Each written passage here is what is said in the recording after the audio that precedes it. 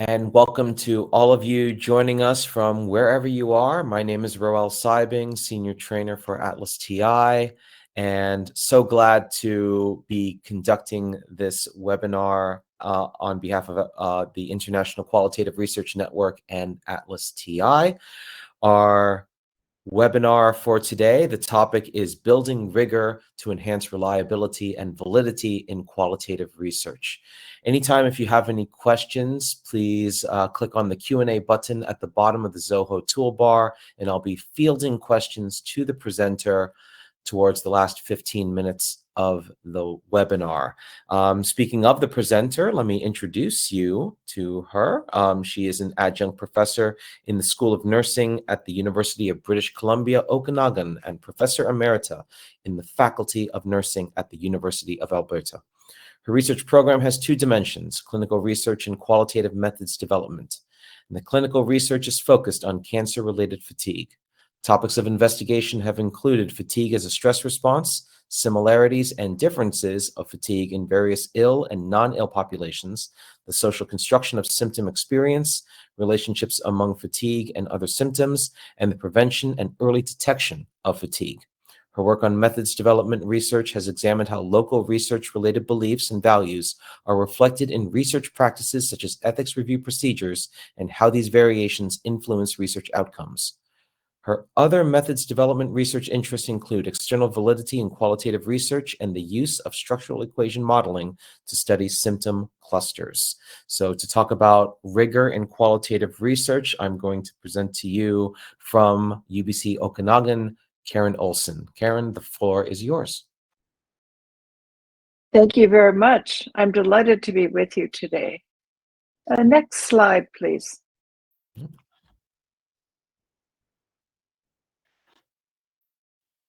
So I come to you today from a very beautiful part of Canada, in the southern part of British Columbia. This is the view from my deck. This is what I wake up to every morning, and that's Lake Okanagan. I am part of the International Qualitative Research Network at the University of British Columbia Okanagan campus. I have posted the website for our network in the question and answer section so that you can keep track of our other activities if you're interested. I would like to begin by respectfully acknowledging the Syilx Okanagan Nation and their people, on whose traditional, ancestral, and unceded territory UBC Okanagan is placed, and it's where I live. I would also like to acknowledge that you are joining us today from many places near and far, and acknowledge the traditional owners and caretakers of your lands. Next slide, please.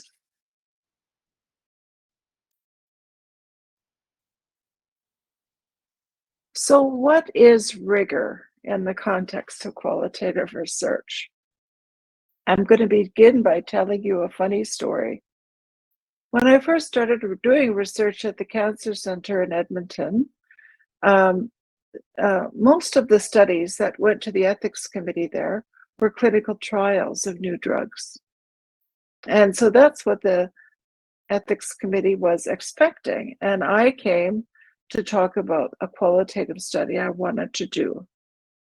Now, the chair of the committee was a really nice fellow, but he spoke up and he said to me, "That sounds like a really interesting thing to do, but it's not really science, so I don't understand why you're here asking for ethics approval."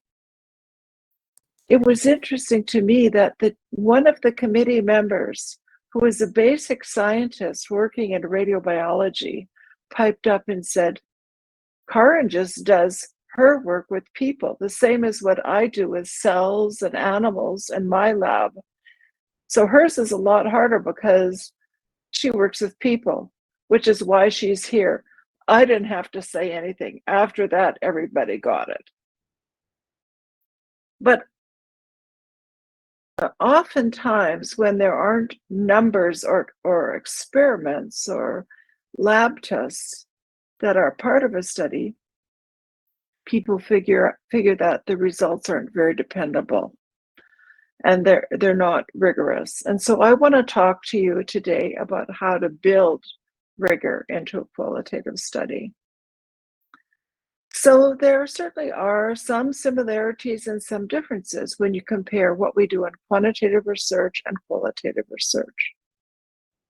On the similarities side, this is really about the meaning of the words. So rigor is essentially about reliability and validity. And those are concepts that you know well from quantitative studies. But the way we establish reliability and validity is different. And these differences are related to ontology and epistemology. So that's what I want to begin by talking about. There are whole books and courses on each of these two subjects, but for the purposes of our discussion today, I've given a real simple definition. Ontology is about the assumptions we make about what is true. And epistemology is about the assumptions we make about how we find out what is true. Next slide, please.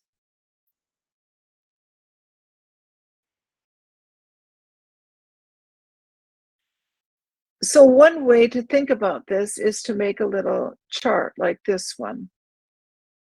When we think about ontology in relation to quantitative research, we're looking for a single truth. There are times when that type of a study is essential and really important. So for example, is drug A or drug B a better drug for a certain condition? But in qualitative research, we're interested in the whole story, all the truths. Those of you who work in clinical work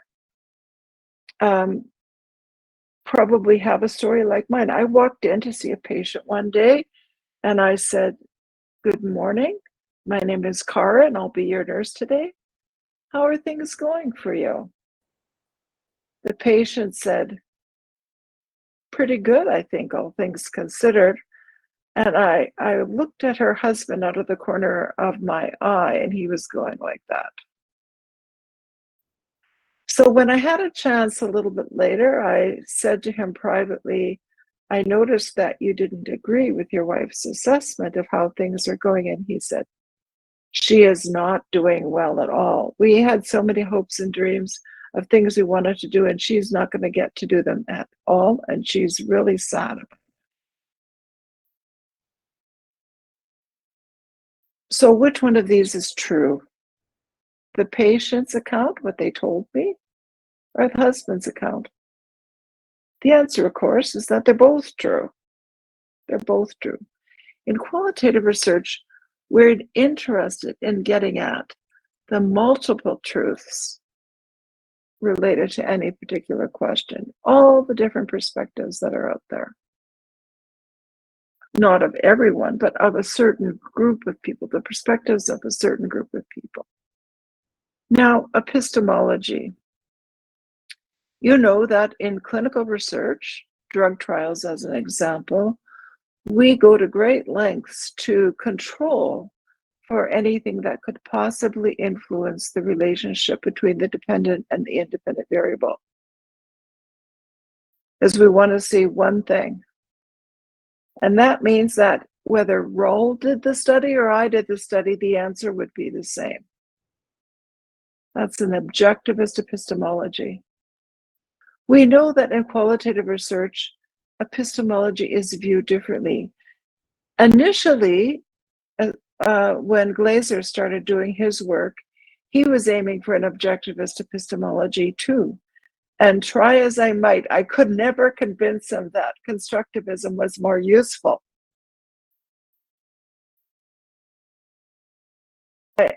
Constructivism was developed by Kathy Sharma, as you probably know. She was one of Glaser's students. And she had the idea, and demonstrated many times, that the person who interviews the patient or the participant has an influence on the results. So whether it's Raul or me, Raul would come at this study from a different perspective. He's not a nurse. I am. So what do we do about that? We just acknowledge it up front. We say, that's why at the beginning of a good qualitative study, you'll see a description of who conducted the study and what their stance is in relation to the research question. I did a study one time about fatigue in long distance runners. This is a really funny study for me to do because I'm not a runner. What do I know about running? So I just acknowledged that up front. But one of my co-investigators was a professor in physical education, and he indeed was a runner. And I chose him specifically for that reason. Now, many other approaches have been developed. Some of you will know the work of Adele Clark, who developed situational analysis. Adele's idea was that it's not just you and the participant co-constructing the data, but you live in a world, and that world is having an influence on both of you. So her goal was to try and identify what those influences were and to incorporate them into the analysis. So she did a lot of mapping to try and come to grips with that. So next slide, please.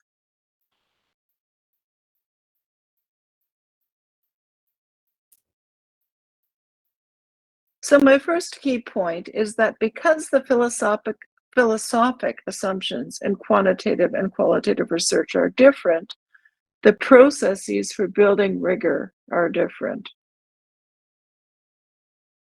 So I'm a gardener. I need certain tools to do my work as a gardener. If I used a hammer or a wrench, I wouldn't get very far, would I? The tools that you use have to be specific to the ontology and epistemology of the approach that you're taking and the research question.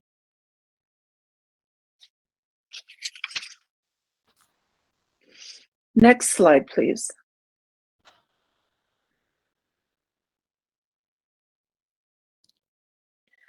So you probably know about the steps outlined by Gubin and Lincoln many years ago regarding rigor. And there are others since that time. The interesting thing about all of those approaches is that they're useful for readers of qualitative studies after the study is done to see if it was a good decision, a good study. So that's when you kind of review literature and you come across various qualitative studies, the strategies of Gubin, Lincoln, and others who've come after will help you decide, is this a good study? Do I want to include this study in my literature review and in the shaping of my study? What I want to talk about today, though, is something quite different. I want to talk about strategies that can be used while you're doing your study to weed out problems and to build a strong study. These strategies are called verification strategies and were originally published by Morse and a group of us way back in 2002. So let's go to the next slide, please.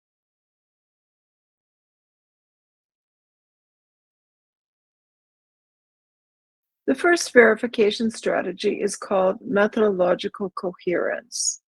So this is really about choosing the best design or approach for addressing your research question or topic. So you might say, well, here's the aims for my study. And I would say to you, kindly, I hope, not a good approach. I don't want to see objectives or purpose. What I want to see is the research question. So what is the gap in knowledge that you want to address? Within this gap, there are probably lots of research questions. But which one do you want to focus on? One, maybe two, not more than that.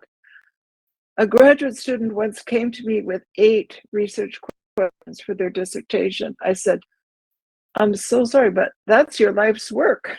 I want you to choose the one you want to do for your dissertation. You won't be able to finish all 8 for starters. The university doesn't give you that much time. Choose 1 or 2. And remember that your results must provide an answer to this research question or topic.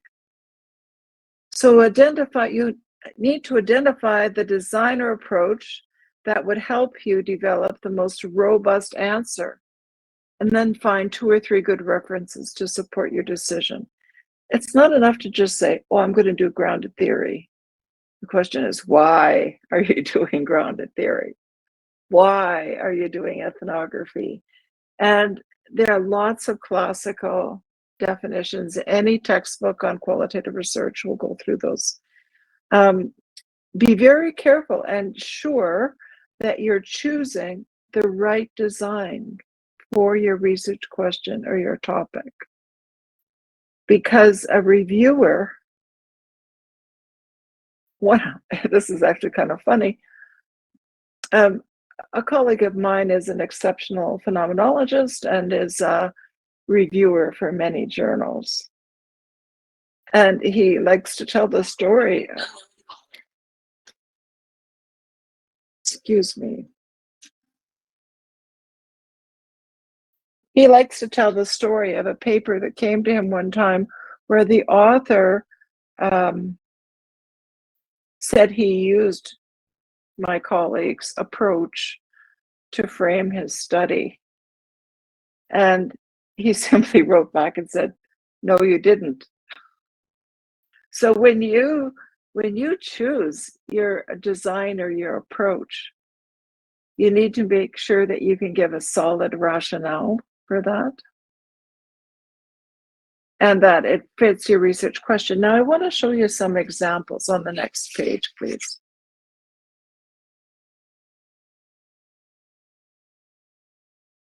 So let's talk about grounded theory, first of all. Grounded theory is intended to help the researcher develop a theory about a basic social process. So the result is a theory.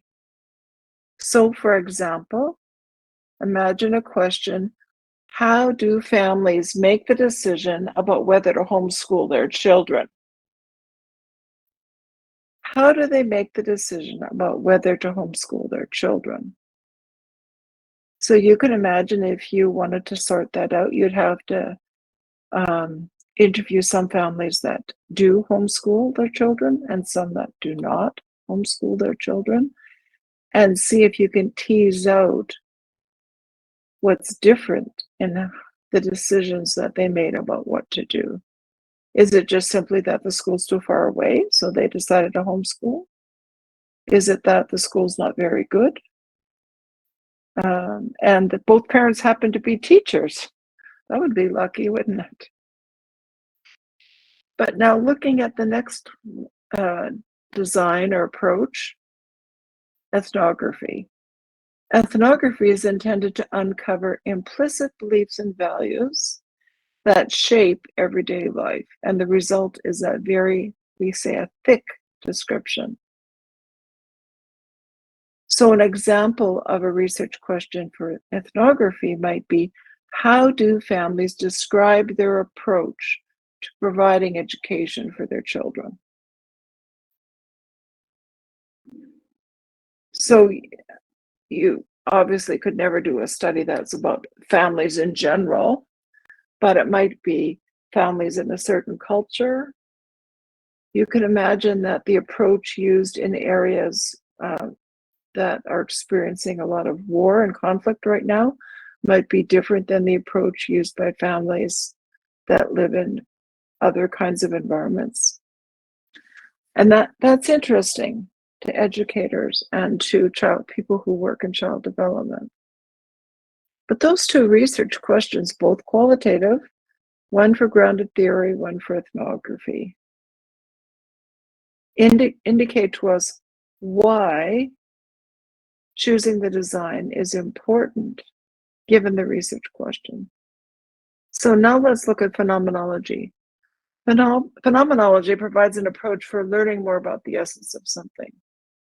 So a simple example might be, what is the essence of educating one's children?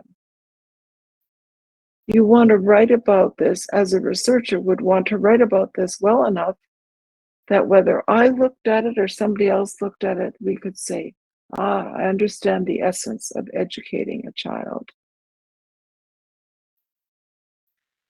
So clearly you can't use grounded theory, for example, for the research questions shown under ethnography or phenomenology.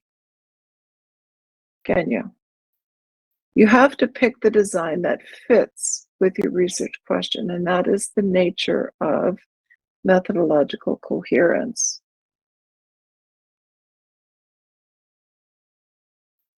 Since we happen to be on this slide, I can't leave it without commenting on a couple of things. First of all, about grounded theory, I get so many papers as part of the editorial team of a couple of journals where they get a really good description from their interviews and they stop. So they forget that their job next is to find the concepts embedded in those descriptions and then show how the concepts are related. That is constructive theory. Now, it's just an idea, it's just a hypothesis, really. But the concept identification is really important, and it's the essence of grounded theory. Another thing about the papers I've been seeing recently is that people say, I used phenomenology, they describe the method well, it fits their question. Then when they get to their analysis, they're busy coding line by line and developing themes from that. So it's important to remember that analysis and phenomenology is about using the whole data and then writing lots of memos about what you see in the data as a whole, not about what each person said. Okay. On to the next slide, please.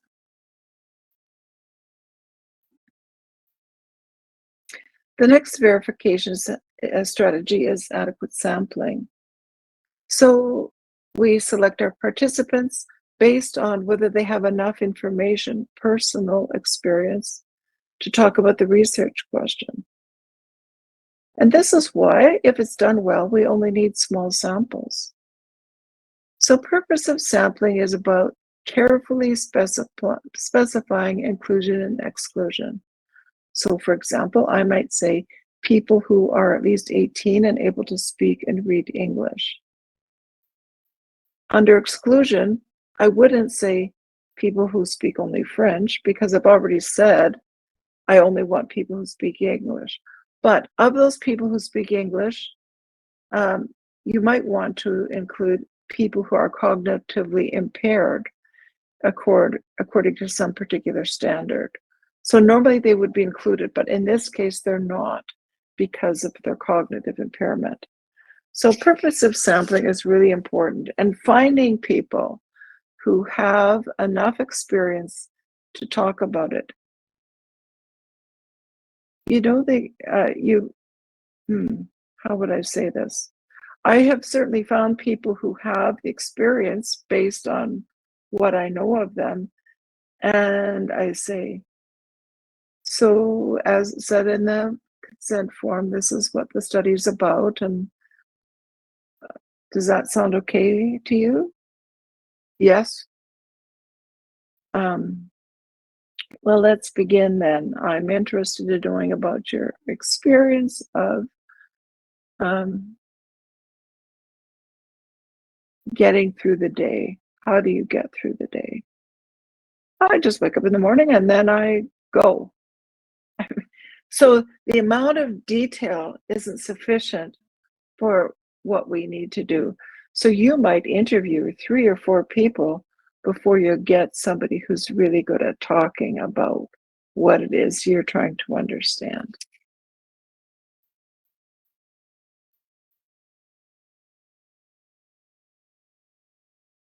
Let's see, I've missed a page here somewhere.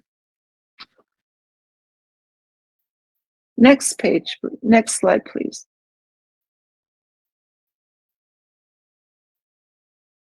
So now we're on to verification strategy 3, and this is about concurrent data collection and analysis. And this is why in some articles, you'll see the way it's written, it's got data collection and analysis all in one section. That's a good indicator that the researcher understood what they were doing. So there are lots of different kind of data collection techniques in qualitative research. I've listed a few of them here. Interviews are common to most designs, but some designs also use some of the other approaches. So you'll see a lot of focus groups, photographs, video in ethnography. You'll see document analysis and case study.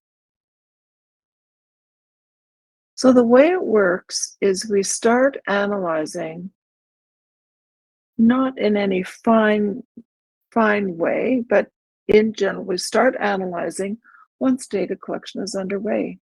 And you don't stop until you have an answer to your research question that you can defend. So you might say, here's what I think is going on. And the person, some person might question you and say, how do you know that? So you have to have your evidence in your hand, right? You have to know why you think what you think. So concurrent data collection and analysis gives you a chance to think about what you're learning and what you still need to find out while you're still in the field. As a result, you get a more robust answer to your research question. There's nothing worse than having left the field, discovering that you don't have enough data, and you have to get your ethics application reopened and go back out and find the data that's missing. You don't want to do that. Concurrent data collection and analysis is important. I had a student come to me one time. She was someone else's student, and that faculty member had left. And she said, I've collected all my data, and I think I'd like to do a grounded theory. Could you help me? And I said, probably not, unless you're willing to collect more data. So I read all the data, and it was very thin, not suitable for theory development. So people you can't decide that you just want to use a particular approach and you're going to use your dissertation to help you learn how to do that. You pick a design because it's best for your research question. And then you engage in concurrent data collection and analysis as you're going through to make sure that when you leave the field, you've got everything you need. Next slide, please.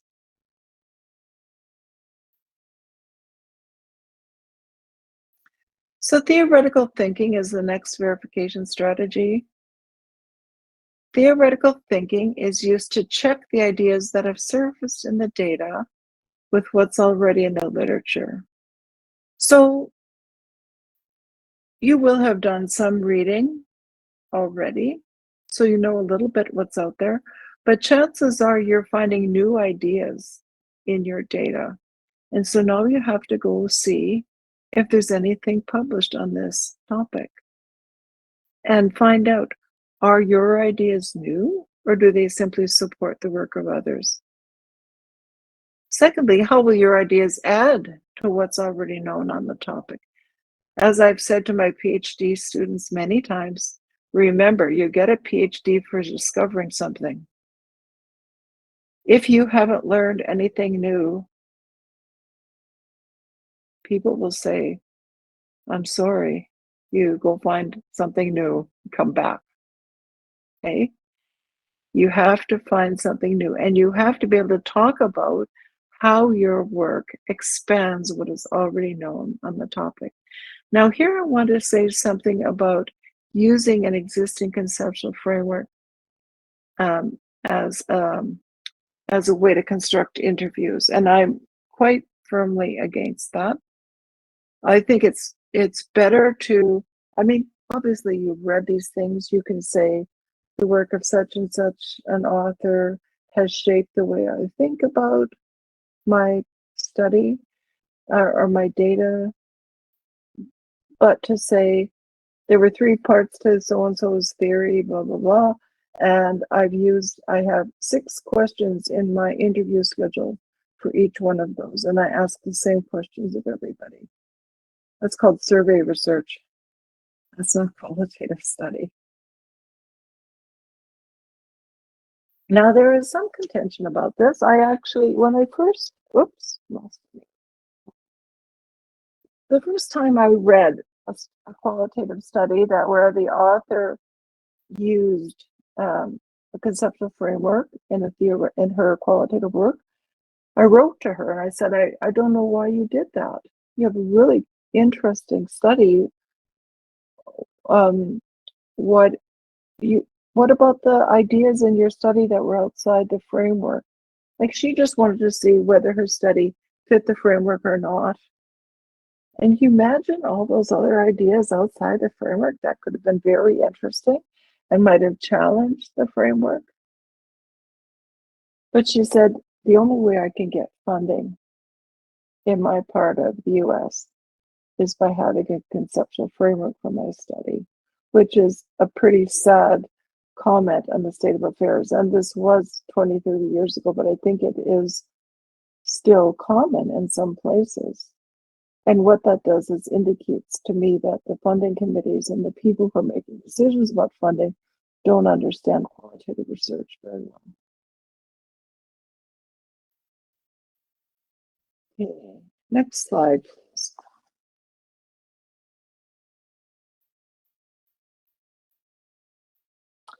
So this is the last one, theory development.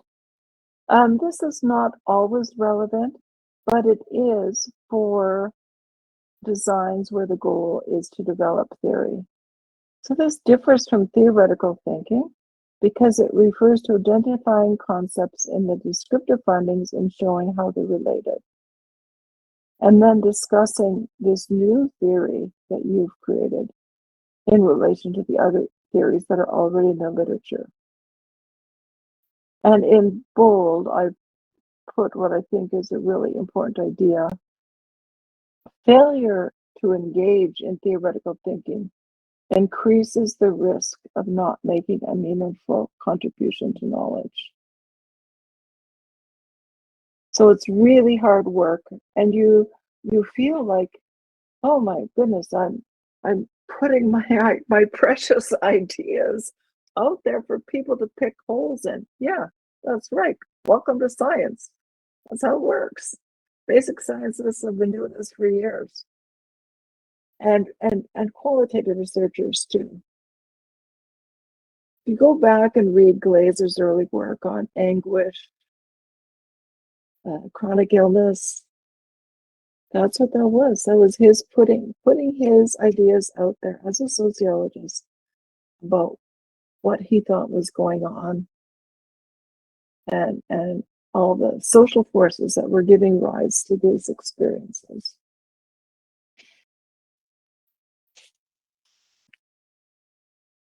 So next slide, please.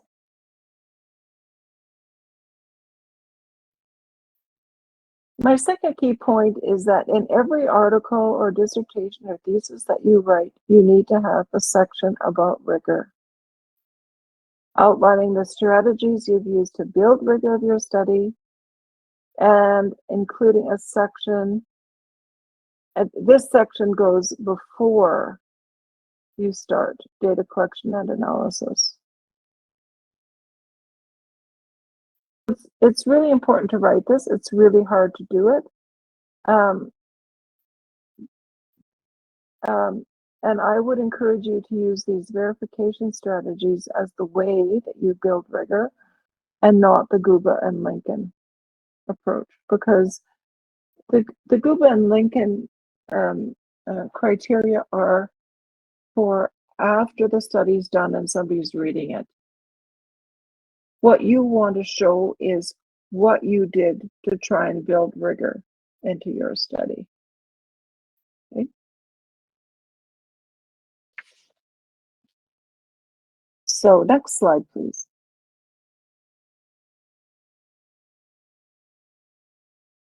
My conclusion here is that rigor is an important part of every qualitative study. Its key difference compared to quantitative research is related to the assumptions about ontology and epistemology. Given these differences, an alternate approach for establishing rigor is needed. I support using the verification strategies as you're conducting your study to show how you build rigor, and encourage you to write that paragraph about how you use the verification strategies to build rigor in your work. Next slide.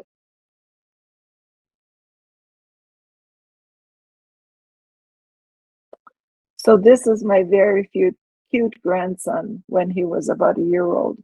He's now 14, but I love it because he discovered something, the penny dropped. Aha, I get it. And so what I'd like to do now is open the floor to any questions or comments you may have. And in the final slide, we won't take time to go there now, but I've included some references to my presentation if you're looking for the actual references.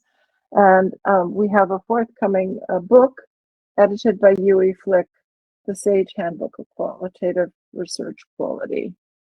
Should be out in December, we hope. So you can certainly keep watching for that. So why don't we shut down the slides, and I'm happy to answer, or maybe leave them up in case we have to go back. I'm happy to answer or talk about any of the questions that are included, or any new ones that people come up with. Okay. Let me 1 second.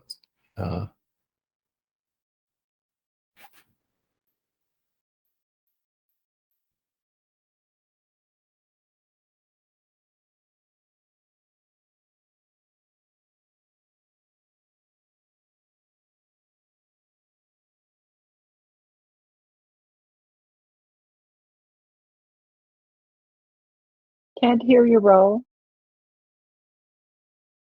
You. I apologize. This webinar is being recorded, so it will be available on the ATLAS.ti YouTube channel, so that you can skip to the references page if you are interested in the references that Karen has presented. And I want to thank her for presenting today, and we will use the remaining time to field questions to Karen. Anytime, if you have any questions, please post them in the Q&A button. That's the question mark on the Zoho toolbar. And we'll go in order. We'll start with Jessica Weinberg. Says, I'd love to hear more about the research on runner's fatigue, how it was conducted, and what the results were. Okay, I will. It has been published in, I forget where, but Raul, can I give you the citation for that and have you add it to the references? That would probably be the easiest way. Might be able to add something. Yeah. Yeah, if you can send me that link, we can see if we can put it in somewhere in the YouTube video. Okay, but what I'll say about the runner's fatigue is through various sporting goods places and different groups that supported recreational distance runners. That's what I was interested in.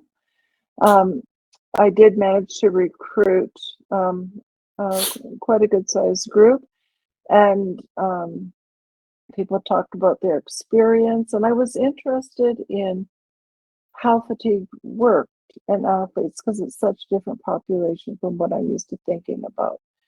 And I have lots of data about how in sport, fatigue is a marker for progression. That is, you work until you reach a point where you're really tired, and then a good coach will help you back off while you rest, and your body extends itself, and then you have an even greater possibility in terms of being able to continue and do more. So this whole business of resting and then expanding your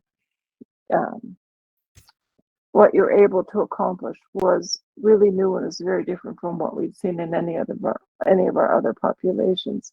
One interesting thing is runners talked about hitting the wall. Hitting the ball. Do you know that phrase? Yeah. So I said, what's hitting the wall? And they said, well, that's just you've given it all and you don't have any more. And I said, so do you quit then?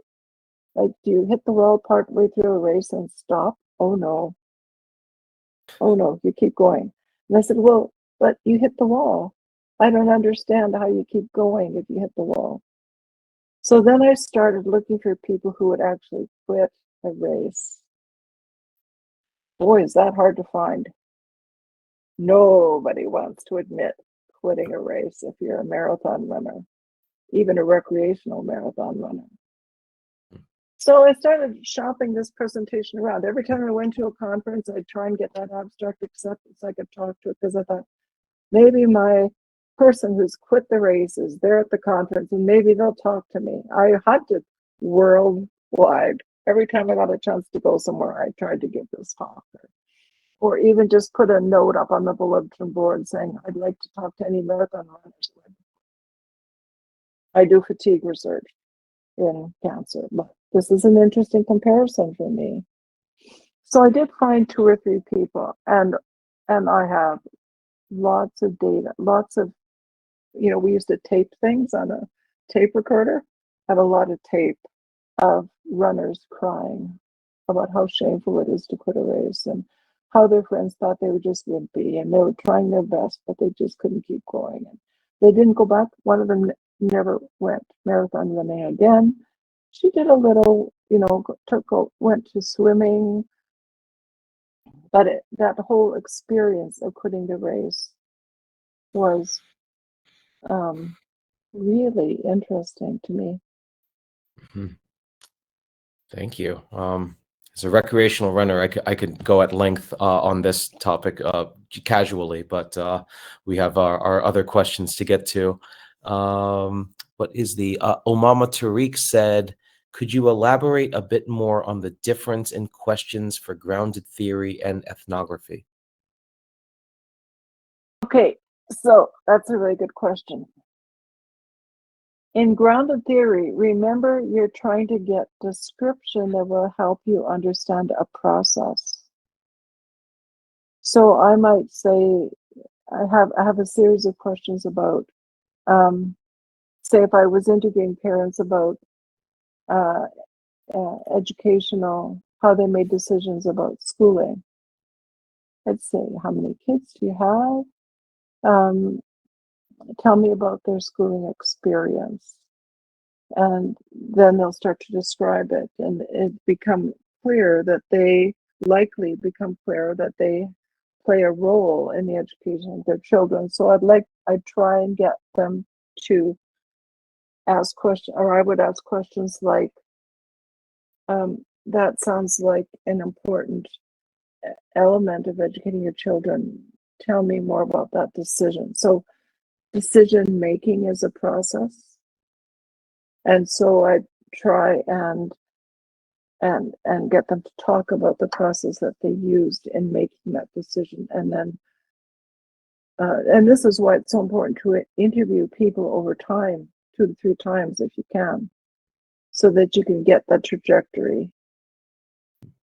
In ethnography, one of the hardest parts is that I'm looking for implicit beliefs and values. So these are beliefs and values that people don't even know they have.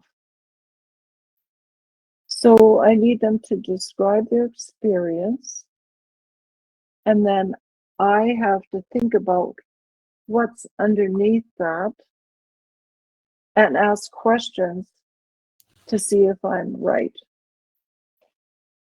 Right? Or maybe not right, but on the right track. So in the schooling example of making decisions to homeschool, I might, suppose the parents have talked about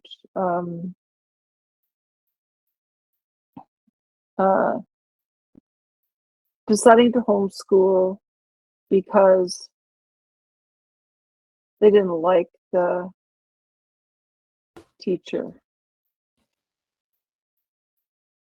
So then I would try and ask questions about, tell me more about the school environment.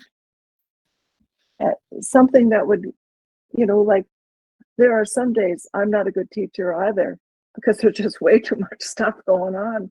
And I'm trying to function in the midst of all that. So the idea is to try to dig down underneath and see what is shaping the decisions that people are making. Okay.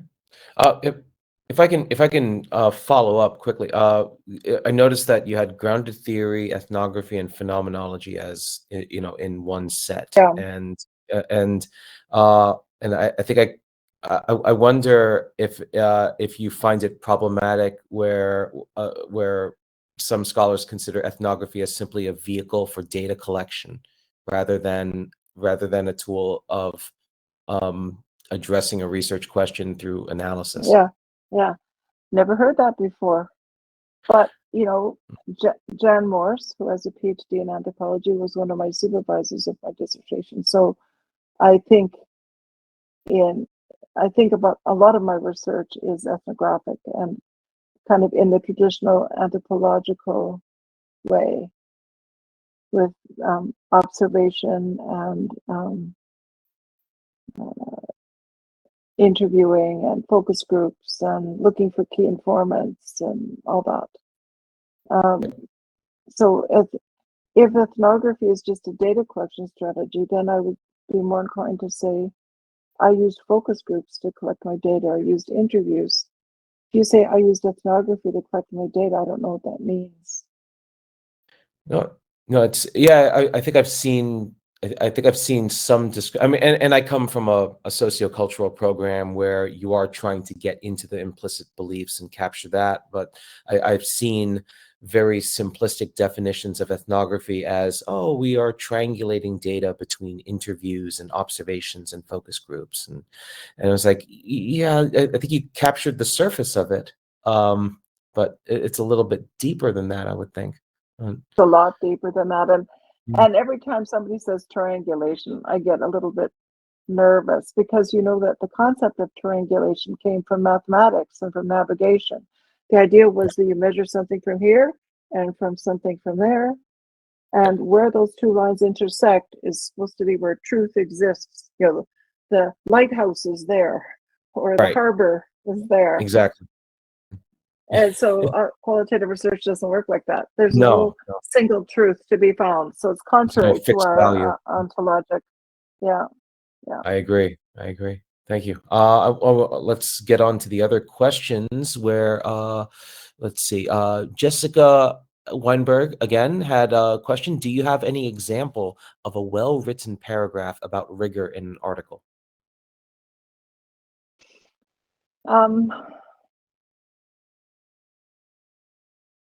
Let me think. I certainly do.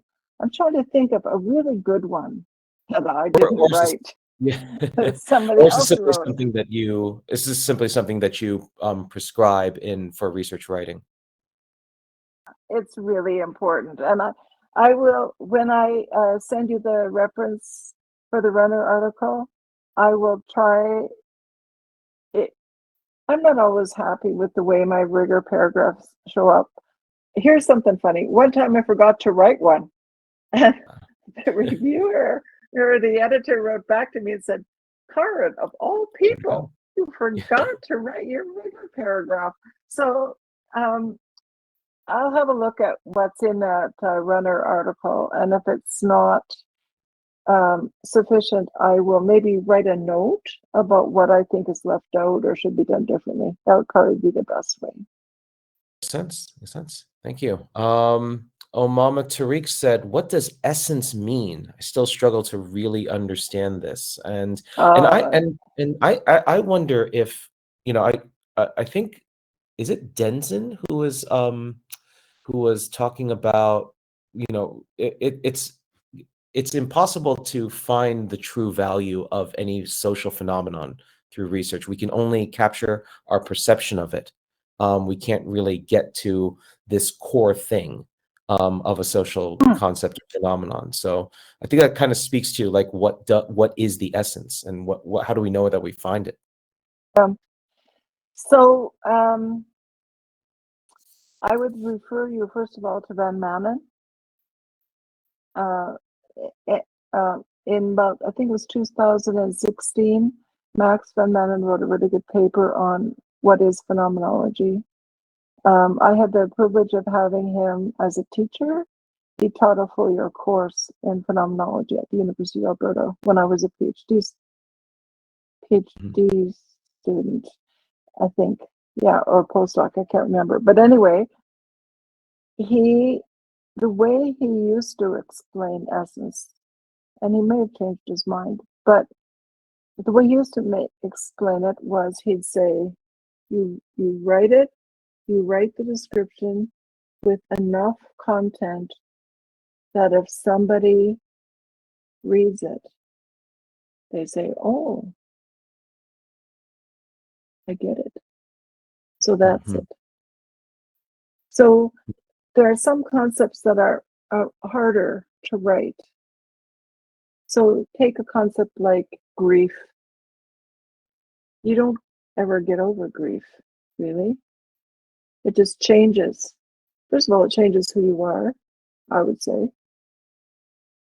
And then it just sort of pops up in your daily life unexpectedly. And the way you think about it and manage it depends on what else is in your life at the time. But I would say Van Manen is the clearest. And his son, Michael Van Manen, has written some things too. So if you read their work, Michael, the son, is a neonatologist. So he writes a lot about difficult concepts relating to the health of babies. And yeah, so I would Van Manen, capital VAN, capital MANEN. Very good source. Thank you. Moving on, I'm going to try to get to as many questions as possible. Jamal said, hi, I just want to know about already collected data used for grounded theory or not. Trying to get us. Okay, so you've got a bunch of data and you didn't.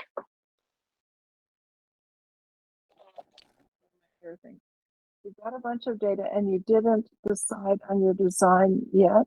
Is that it? And you're thinking maybe grounded theory? Yeah, I wonder what this question is. I mean, it sounds like maybe the use of secondary data on ground to conduct a grounded theory. Maybe. Well, let's I can certainly talk about that. But sorry. Jamal said no secondary data. So, no. So here, Jamal, the thing is, sometimes people have a research question, but they didn't specify a design or approach, and now it's time to now analyze, and they don't know what to do. Is that the situation? I feel that is a point that you raised in the substance of your presentation. I might need to ask Jamal to elaborate more about what the question is. Oh, sorry. Yes. Yeah. So I think basically about what you said. If you don't have a defined research design, when you have your body of data, what do you do at that point? And I think go ahead. So I think what you have to do is go back and say, what's the question I want to answer? I've got these data. What's the question I want to answer? And then what design is the best design? And it might be grounded theory, and you might have to collect more data. Yeah. I think that's one of the heartbreaks of at the emerging stage of qualitative research, where we get to where doctoral students and emerging researchers, they hit a brick wall or a dead end and say, yeah, I'm going to need to go back into the field. Because the design that I've chosen, or if I haven't chosen one, is not appropriate for what I'm trying for the inquiry I'm trying to address. And Yes. And it's one of the heartbreaks. Yeah.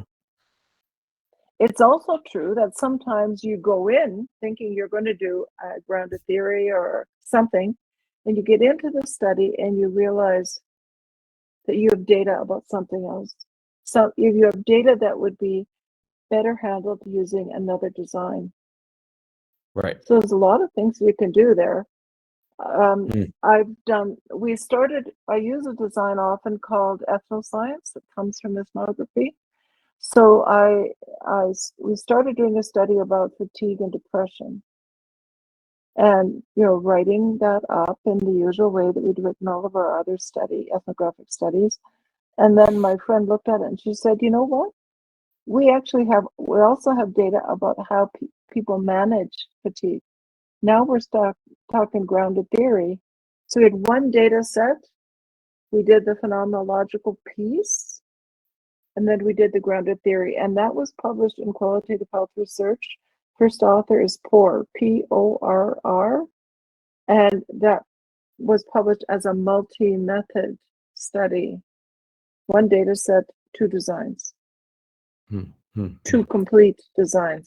And we decided to publish them together in one paper because otherwise people wouldn't put them together. And then after we had the results from both designs, we talked about this. So what do we know now? That was probably my favorite study of all time. So thank you for that.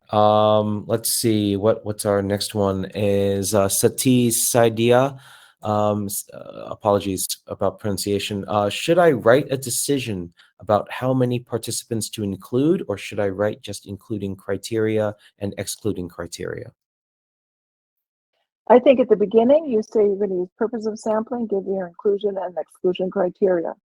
Then you continue to collect data until all of your conceptual ideas you've got enough data that you know what's happening. I know that's weird, but in basic science, they do it all the time. Like they say, I'm going to repeat this experiment, I don't know, 2, 3, 4 times, just to make sure the results are the same. And that's what we do in qualitative research. So you'll see it described as data adequacy or saturation in the field.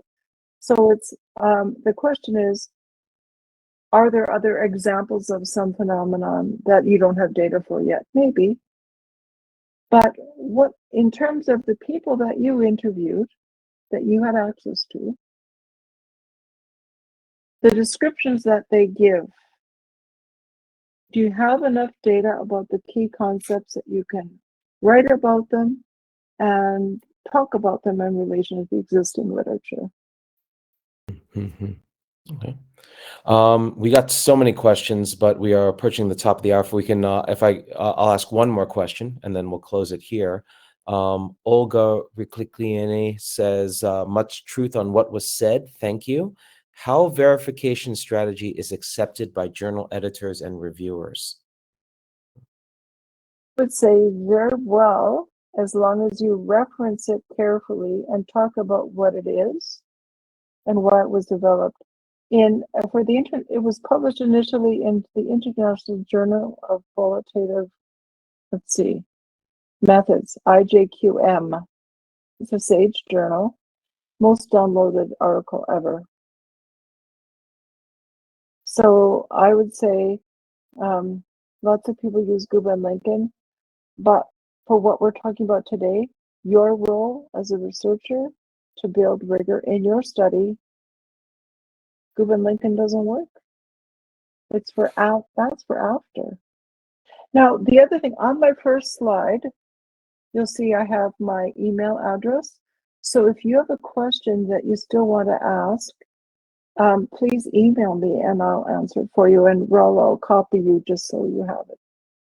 Absolutely, yeah, and the email does show on the front slide. So, and we appreciate the invitation to post further questions, because it from the number of questions that we've received today, it was seems like it was a well-received discussion about qualitative research and rigor. So I really want to thank Karen for taking the time today, and to thank all of you for joining us and taking the time out of your busy schedule to join in this webinar.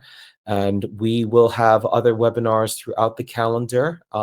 Stay tuned for future announcements. I expect to have some in the coming weeks to announce some future webinars in the fall.